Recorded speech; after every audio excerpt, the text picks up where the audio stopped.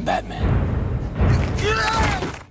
Batman is a 1989 American superhero film based on the DC comic books character of the same name. It was the first installment in the Warner Brothers' initial Batman film series.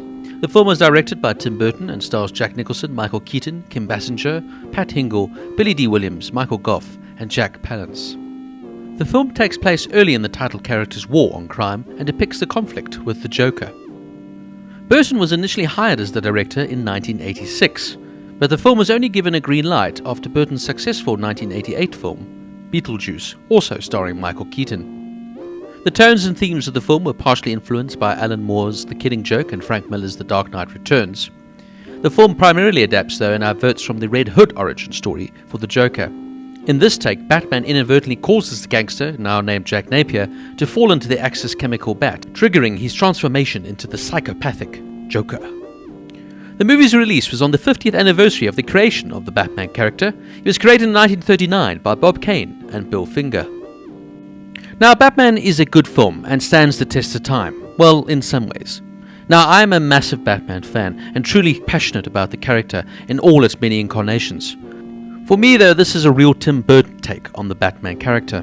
From his usually gothic and freakish styles and to his tongue-in-cheek cruelty, it fundamentally captures the essence of the character, with some aspects being missed out. In saying that, I like the gothic style and dark tones that Tim Burton used for the film, far better than some of the later films, but we'll get to that another time. For me, though, one of the biggest gripes I had with this film was Michael Keaton being cast as Batman. Now, don't get me wrong, I'm a big Michael Keaton fan, but for me, he never really captured the essence of Bruce Wayne, and I just didn't believe he was Batman. And I wasn't alone in feeling this way, as Keaton's casting was considered very controversial. By 1988, he'd become typecast as a comedic actor, and many observers doubted that he could even portray the serious role. As many as 50,000 protest letters were sent to Warner Brothers' head offices, disillusioned with the choice of Keaton to play the Dark Knight. And even Batman's creator, Bob Kane, wasn't pleased with the casting. Now, like I said, I've always enjoyed Keaton's acting, but I just don't know how they could see the man that played Beetlejuice in 1988's movie could be cast as the Caped Crusader. Before Keaton was cast, though, Mel Gibson was even looked at to play Bruce Wayne Batman, but he had to turn it down in order to play Lethal Weapon 2. And even James Bond actor Pierce Brosnan was considered for the role. Keaton, though, did his best within the role and tried to make it as believable as possible. And he believed his comedy background actually helped him shape the scenes and the dimensions of the character. Now, there have been some notorious stories of how difficult the Batsuit was to perform in, and Keaton himself said he could barely hear when in the Batsuit. He said that the claustrophobia actually helped him get into the proper mood to play Batman, and that it made him look more inward, as he wanted the character to be withdrawn anyway. Now, as perplexed as I was about the casting of Michael Keaton as Batman, I was over the moon with the casting of Jack Nicholson as the Joker. Jack fitted the role perfectly, as he's always been somewhat of an insane actor. Maniacal, odd, and out there, Jack Nicholson perfectly fitted the role of the Joker. Now, Robin Williams was offered the role when Jack Nicholson hesitated. He had even accepted the role when producers approached Nicholson again and told him Williams would take the part if he did not. Nicholson then took the role, and Williams was released. Williams resented being used as bait, and not only refused to play Riddler in the Batman Forever film in 1995, but he also refused to be involved in any Warner Brothers productions in future until the studio apologized. In spite of that, it worked out perfectly, as Jack Nicholson was perfect in the role, and he brought the madness of the Joker to the big screen very, very well. In saying that, though, this was still a comical form of the Joker, and his makeup at times could leave a lot to be desired. My one annoyance, though, was why did they give the Joker a name? In the film, he is known as Jack Napier. Now, if you follow the comic book canon, Joker's real name is never identified. It's a closely guarded secret.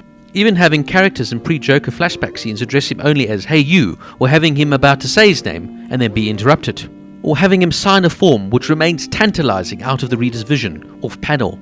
Other characters often try to learn the Joker's real name, but always just barely miss out finding out what his real name is. Now, the name Jack Napier was used in the Joker at least one comic book after this, but it was determined within the story that this was just another alias, as was Johnny Jabs in another story. Sometimes he facetiously says his name is Joker, a homonym for Joker. His origin stories, while presented with some degree of consistency, have many deliberate-like contradictions to reinforce the idea that the character is an enigma. Now, Kim Basinger plays the role of Vicky Vale, the real damsel in distress who screams more than she talks. And I didn't particularly care for the use of Prince's music in the soundtrack. Even director Tim Burton disliked the Prince songs, and I felt they were purely used just to get a major musical star at the time on a big blockbuster movie. If you want a fun take on Batman, then this is a good one to watch. Nicholson steals the show, and he was the best Joker until a certain someone else stole the thunder from him. For me, though, the Batman animated series released in '92 far better encapsulated who Batman was as a character. This film never really got the essence of Batman, nor the essence of the Joker, and never really understood their rivalry and what makes it so fascinating to watch.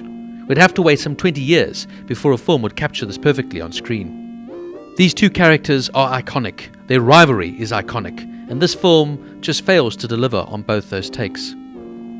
Albeit the acting is good. In saying that though, I've always loved Burton's films. His use of gothic styles, his larger-than-life sets, his dark yet not overly serious tones. He knows how to make a good, entertaining movie. And that's what Batman is. I did, however, get goosebumps when I saw Keaton in the Batman suit for the first time, and he uttered the iconic words, "I'm Batman." It's good fun and a good watch. Batman gets 7 out of 10.